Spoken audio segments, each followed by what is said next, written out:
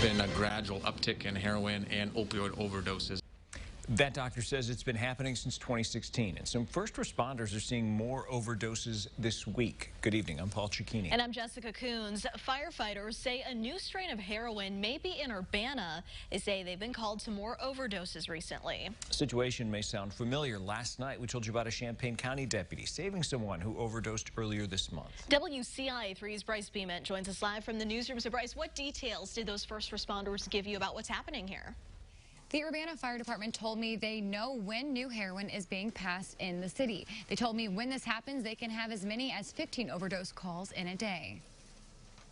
We see heroin overdoses kind of in batches. So what we notice is that when there's a new batch of heroin in the community, there seems to be an increased call volume for overdoses. And that's what Urbana firefighters have seen this week.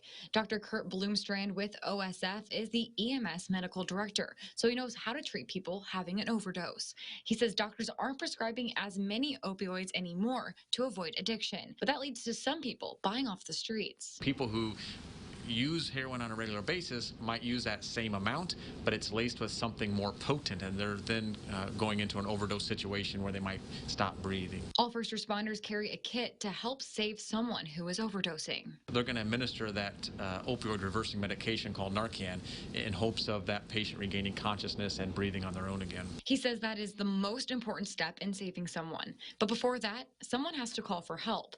He says if you have a loved one addicted to heroin or opioids, don't be afraid to call 911. Sometimes the stigma is they might be afraid because of the fear for getting in trouble, right, for utilizing or finding somebody who has overdosed on a street drug.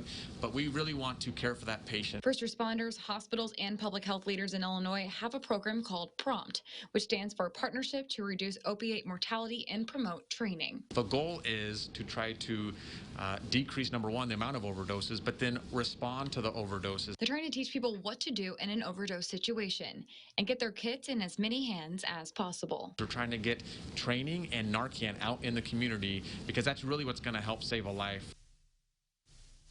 If an ambulance responds to an overdose situation, they will leave a kit at the house. You can get Narcan over the counter. In the newsroom, I'm Bryce Beament, WCIA 3, your local news leader. All right, Bryce, thank you.